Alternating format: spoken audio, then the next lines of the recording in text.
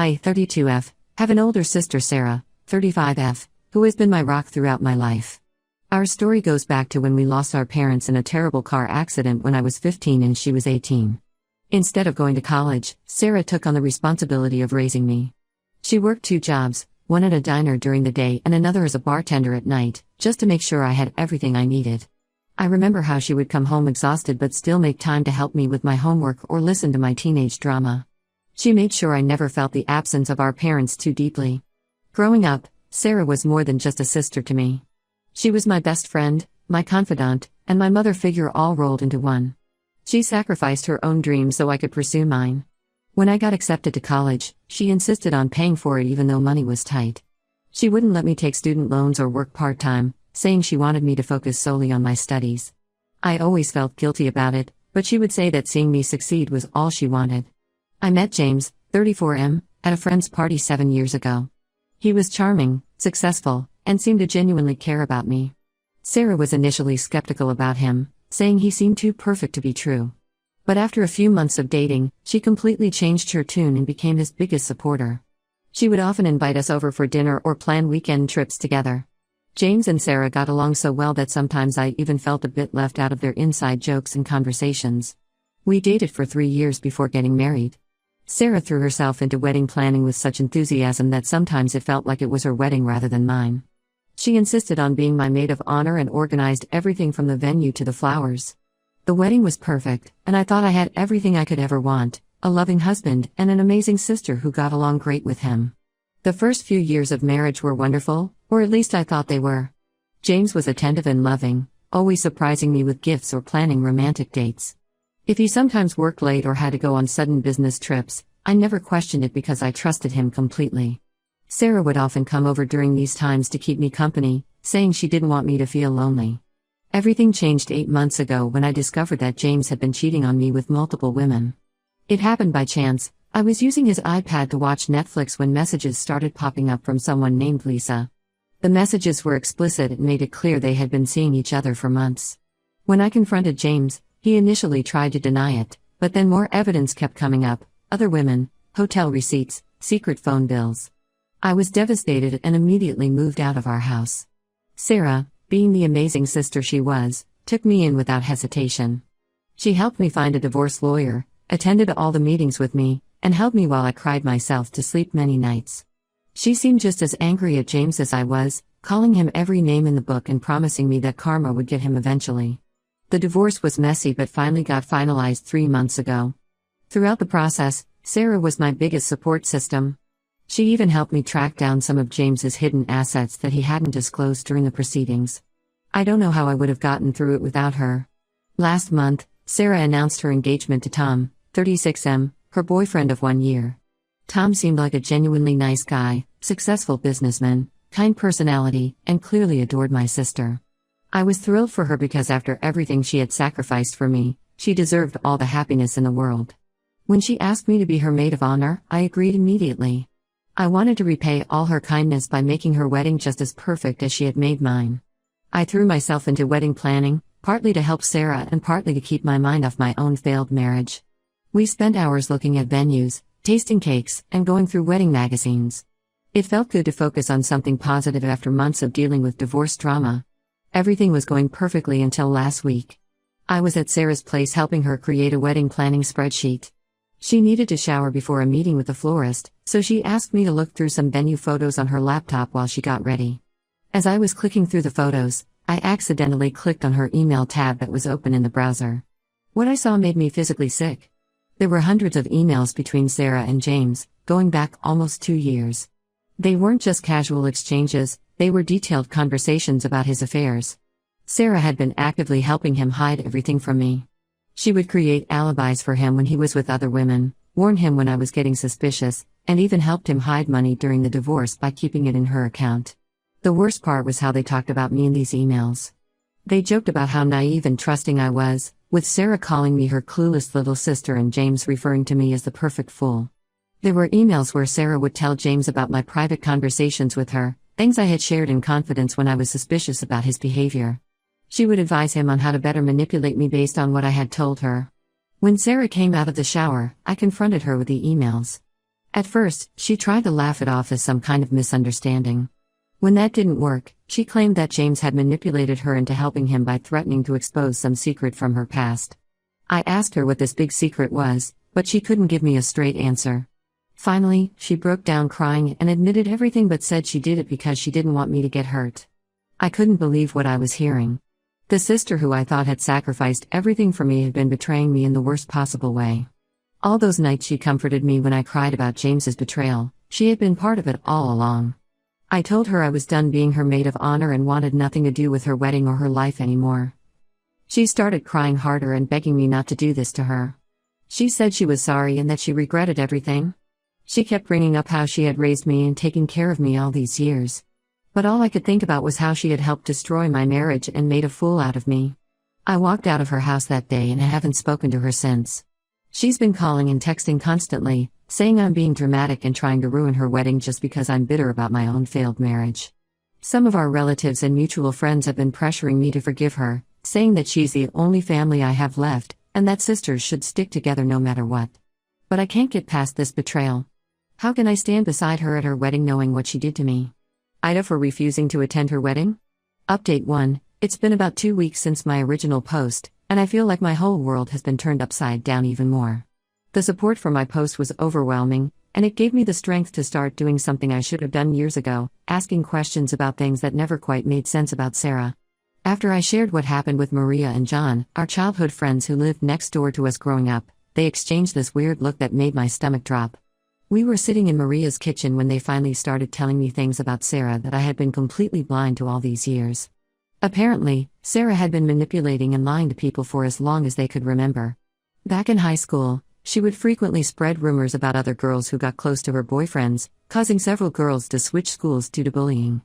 Maria confessed that she had distanced herself from our friendship group because Sarah had threatened to reveal a secret about Maria's father's drinking problem if Maria didn't stop hanging out with me alone. The revelations kept coming. John, who had briefly dated me in college before suddenly breaking things off, admitted that Sarah had told him I was cheating on him with my study partner. He believed her because she showed him doctored texts from my phone. I was shocked because I had spent months wondering what I had done wrong to make him end things so abruptly. Sarah had comforted me through that breakup, all while knowing she was the cause of it. But the biggest bombshell came when our Aunt Martha called me 3 days ago. She had heard about what happened from Maria's mother and said she couldn't keep quiet anymore. Martha revealed that when our parents died, they had left behind a significant inheritance, close to $800,000, that was meant to be split equally between Sarah and me. Since I was a minor at the time, Sarah was supposed to be my trustee until I turned 21. However, Sarah had somehow managed to manipulate the paperwork with the help of a shady lawyer. She convinced everyone that since she would be taking care of me, she needed control of all the money to properly provide for my future. She spun this story about how she was sacrificing her dreams of college to raise me, and everyone bought it. The truth was, she had more than enough money for both of us to go to college and live comfortably. Martha had always felt guilty about not speaking up sooner, but Sarah had this way of making everyone feel like questioning her would somehow hurt me. She told me that those 2 jobs Sarah always talked about, she never actually worked them. She had made up that whole story to make herself look more sacrificing and to explain where the money for our living expenses came from. Then yesterday, Tom reached out to me through email. He wanted to meet and talk about Sarah, saying there were things I needed to know. We met at a coffee shop, and he looked terrible, like he hadn't slept in days. He told me that Sarah had been pressuring him to sign a prenup that would basically give her control over all his assets, including his business. When he refused, telling her he wanted something more balanced, she started subtly threatening him. She had somehow dug up information about a mistake his company made years ago, a contract dispute that had been settled out of court. She implied that if he didn't sign her version of the prenup, this information might find its way to his competitors and clients. Tom said he had initially brushed it off as a joke, but then Sarah started dropping more and more hints about other secrets she knew about his family and business. He showed me texts where she had gone from sweet and understanding to subtly threatening within the same conversation. It was chilling to see how she could twist things around. Tom said he was having serious doubts about the wedding now, especially after hearing what she had done to me. The most painful part? While Tom was telling me all this, I got a call from an unknown number. It was Lisa, one of the women James had cheated on me with. She had found me through social media and wanted to apologize. She told me that she had never known James was married at first, and when she found out, Sarah was the one who convinced her to continue the affair. Sarah had told Lisa that I was abusive towards James and that he was only staying with me out of pity. Lisa said she felt guilty but believed Sarah because she was his wife's sister, so she must be telling the truth. Sarah has gone completely off the deep end since I cut contact. She's been telling everyone that I'm trying to ruin her wedding because I'm jealous that she can maintain a healthy relationship while mine failed. She's been calling my workplace so much that my boss had to get involved. She's even started threatening to expose my private medical information. I had a miscarriage 2 years ago that only she knew about, if I don't agree to be her maid of honor again. But her threats aren't working anymore. Each day brings new revelations about her manipulations and lies. Some mutual friends have started reaching out, sharing their own stories of how Sarah had manipulated them over the years. It's like once one person started speaking up, everyone finally felt brave enough to share their experiences. I'm still processing all of this information. The sister I thought had sacrificed everything for me had actually been stealing from me and sabotaging my life for years. Every time I think it can't get worse, something new comes up. I've started documenting everything and have talked to a lawyer about possibly recovering my portion of the inheritance. For now, I'm standing firm in my decision to stay away from her wedding and her life. She's no longer the person I thought she was. I'm not even sure she ever was that person. Some family members are still pressuring me to reconcile with her, but now that I know the truth, there's no going back. Update 2. It's been a month since my last update, and everything has completely imploded.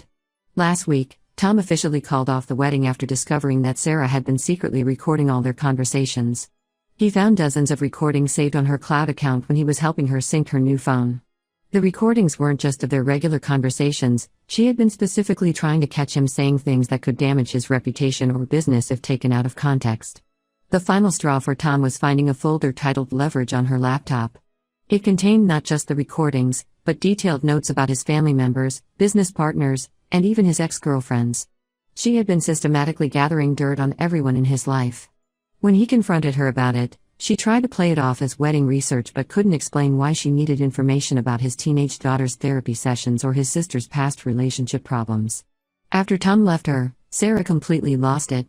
She showed up at my workplace last Tuesday, completely drunk at 2 p.m. She stormed into our office building, screaming about how I had ruined her life and turned everyone against her. She was saying wild things about how I had always been jealous of her and how I had manipulated Tom into leaving her. My coworkers were shocked. They only knew me as the quiet person who brings cookies to office potlucks. Security had to physically remove her while she kept screaming that she would make me pay. My boss Jack was incredibly understanding, but it was mortifying. The next morning, I received a large manila envelope in my mailbox. At first, I thought it was more threats from Sarah, but when I opened it, I found something much more disturbing. There were copies of old bank statements, checks, and legal documents dating back to when our parents were still alive. The documents showed that Sarah had been systematically stealing from our parents for years before their death. She had somehow gotten access to their accounts and had been transferring small amounts regularly to a secret account. The most shocking document was a letter from our parents' old lawyer to Sarah, dated just a week before their accident. The lawyer was questioning some irregularities in their accounts and mentioned potential legal action. I took everything to my lawyer, and she confirmed that Sarah had forged our parents' signatures on several documents. She must have gotten pretty good at it because she later used the same skill to manipulate the inheritance paperwork. The evidence suggests that Sarah might have known about our parents' financial situation even before their accident. This revelation has opened up a whole new set of questions that I'm almost afraid to ask. My lawyer has advised me not to speculate publicly about certain aspects of this situation for legal reasons, but we're pursuing action to recover my share of the inheritance and the stolen money. When word got out about the financial fraud, most of our relatives finally stopped pressuring me to reconcile with Sarah. Our Aunt Martha was especially upset because she had helped Sarah get control of the inheritance, believing she would take care of me. Several family members have now come forward with stories of Sarah borrowing money from them over the years, always with elaborate sob stories about needing it for my education or healthcare. None of that money ever made it to its supposed purpose. Sarah has been frantically trying to do damage control. She's been calling everyone in our family, crying about how she's being framed and that all of this is some elaborate conspiracy against her. She even tried to claim that James was the one who forged the documents and that she was just another victim. But nobody's buying her stories anymore. There are too many documents, too many witnesses, too much evidence of her manipulations. Yesterday, she sent me a long email trying to justify everything she did. She claimed she only took the money because she knew she could invest it better than our parents. She said she hid my inheritance from me because I was too immature to handle it. She even tried to say that she helped James cheat on me because she thought I needed a wake-up call about being too dependent on people. The mental gymnastics in her justifications were almost impressive if they weren't so horrifying. I've stopped reading her messages now. Every time I think I've discovered the full extent of her betrayal, something new comes up. My lawyer is confident about the legal case, saying the evidence is overwhelming. Several relatives who initially sided with Sarah have now offered to testify about her financial manipulations if needed. Update 3. 3 months have passed since my last update, and the situation with Sarah has gone from bad to worse. The legal proceedings are moving forward, and my lawyer says we have an airtight case for recovering not just my inheritance but also the money she stole from our parents. But Sarah doesn't seem to be accepting reality. 2 weeks ago, she tried to flee the country. She had bought a one-way ticket to Mexico and was trying to transfer large sums of money to an offshore account. Thankfully, because of the ongoing legal investigation, there was a flag on her accounts, and authorities stopped her at the airport. They found her carrying over $50,000 in cash and several pieces of expensive jewelry that she had bought with the stolen money. The day after her failed escape attempt, Tom called me in a panic. Sarah had broken into his house in the middle of the night. His security cameras caught her trying to access his home office computer, probably looking for business information she could use as leverage. When his alarm system went off, she tried to play it off as though she was just collecting her things, but the police didn't buy it. She was arrested for breaking and entering. She spent 2 nights in jail before being released on bail. The conditions of her bail prevent her from contacting me, Tom, or any potential witnesses in the fraud case. But that hasn't stopped her from having her friends harass us. She's somehow convinced a few people that she's the victim in all this, and they've been leaving nasty comments on my social media and showing up at my workplace. What's even more disturbing is that James reached out to me last week. Apparently, Sarah had been blackmailing him too. She had evidence of some illegal business dealings he had been involved in, which is why he let her help him hide money during our divorce. He offered to testify against her in exchange for immunity from the financial fraud charges. My lawyer is considering it, but I'm not sure I want anything to do with either of them anymore. The most recent development came yesterday when our Aunt Martha discovered that Sarah had taken out loans in her name. Martha had trusted Sarah with some paperwork years ago while she was recovering from surgery, and Sarah had used that opportunity to forge her signature on several loan applications. The total amount is over $100,000. Martha has filed a separate police report about this. I've completely cut contact with Sarah and anyone who supports her. I've changed my phone number, moved to a new apartment, and gotten a restraining order. Some relatives still try to guilt me about abandoning her, saying she's facing prison time and needs family support. But where was their concern when she was stealing from me and helping destroy my marriage? The whole experience has taught me that sometimes the people we trust the most can be the ones who hurt us the worst. I've started rebuilding my life without Sarah's toxic influence. It's strange, I used to think I couldn't live without her because she was all I had left after our parents died. But now I realize that she made sure I felt that way so she could keep controlling me. The inheritance case is set to go to court next month. My lawyer estimates it could take several months to resolve everything, but she's confident about the outcome.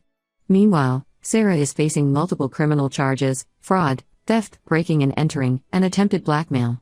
She's looking at significant prison time. I'm done feeling guilty about any of this. She made her choices, and now she has to face the consequences. I'm focusing on healing and moving forward with my life, surrounded by genuine people who don't manipulate and betray me for their own gain.